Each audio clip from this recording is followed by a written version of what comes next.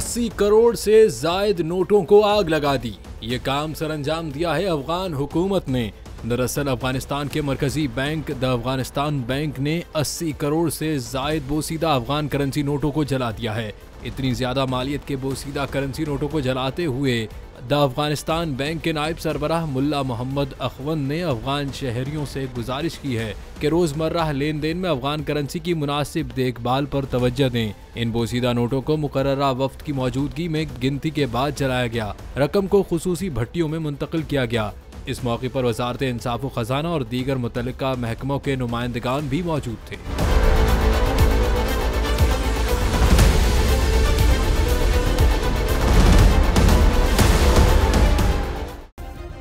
Subscribe करें और bell दबाएं ताकि कोई खबर रह न जाए।